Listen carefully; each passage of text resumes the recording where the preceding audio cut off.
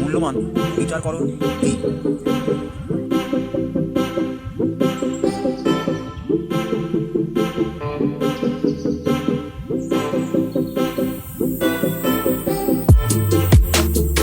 মূল্যায়নের প্রয়োজনীয়তা গুলি লিখুন।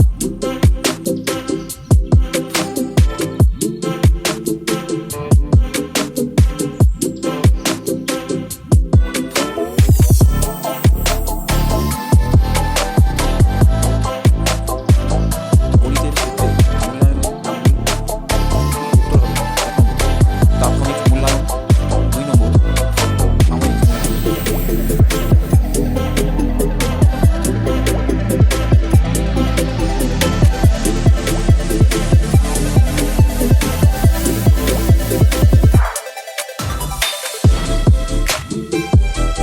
কিন্ডারগার্টেন পদ্ধতি ও মন্তেশ্বরী পদ্ধতি।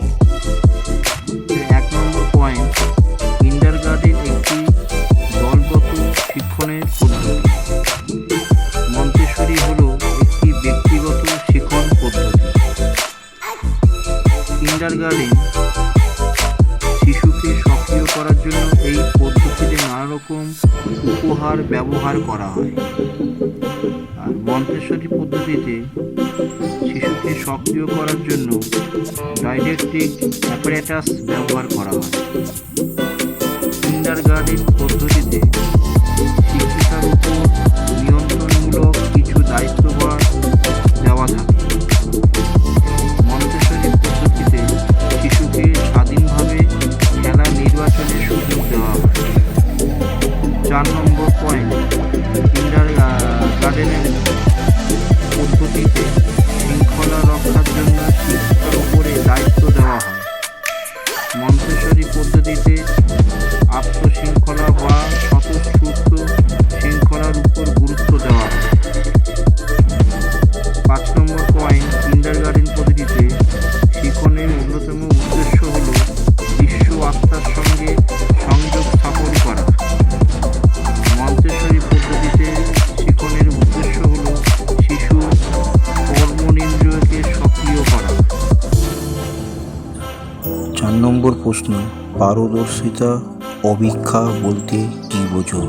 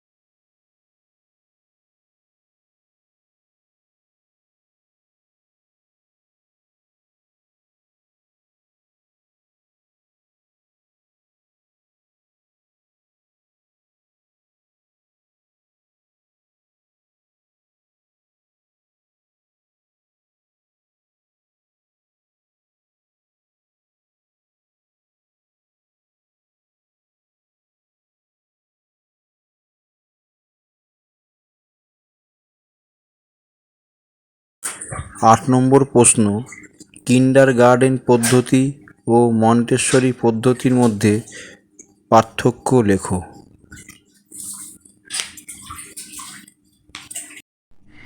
কিন্ডারগার্টেন পদ্ধতি ও মন্তেশ্বরী পদ্ধতি। 1 নম্বর পয়েন্ট, কিন্ডারগার্টেন একটি দলগত শিক্ষণের পদ্ধতি। মন্তেশ্বরী হলো একটি ব্যক্তিগত শিক্ষণ পদ্ধতি। কিন্ডারগার্টেন শিশুকে সক্রিয় করার জন্য এই পদ্ধতিতে নানা রকম উপহার ব্যবহার করা হয়। আর মন্তেশ্বরী পদ্ধতিতে শিশুকে সক্রিয় করার জন্য ডাইডাক্টিক অ্যাপারেটাস ব্যবহার করা হয়। কিন্ডারগার্টেন পদ্ধতিতে শিক্ষিকার উপর নিয়ন্ত্রণমূলক কিছু দায়িত্বভার দেওয়া থাকে। মন্তেশ্বরী পদ্ধতিতে শিশুকে স্বাধীনভাবে খেলা নির্বাচনের সুযোগ দেওয়া হয়। 4 নম্বর পয়েন্ট, কিন্ডার গার্ডেনের পদ্ধতিতে শৃঙ্খলা রক্ষার জন্য শিক্ষিকার উপরে দায়িত্ব দেওয়া হয়। মন্তেশ্বরী পদ্ধতিতে আত্মশৃঙ্খলা বা স্বতঃস্ফূর্ত শৃঙ্খলার উপর গুরুত্ব দেওয়া হয়। 5 নম্বর পয়েন্ট, কিন্ডারগার্টেন পদ্ধতিতে শিক্ষণের অন্যতম উদ্দেশ্য হল বিশ্ব আত্মার সঙ্গে সংযোগ স্থাপন করা। মন্তেশ্বরী পদ্ধতিতে শিক্ষণের উদ্দেশ্য হল শিশুর কর্মনিন্দ্রিয়কে সক্রিয় করা। 10 নম্বর প্রশ্ন, আধুনিক শিক্ষা ব্যবস্থার উন্নতির জন্য কী ধরনের শিক্ষণ পদ্ধতি প্রয়োজন?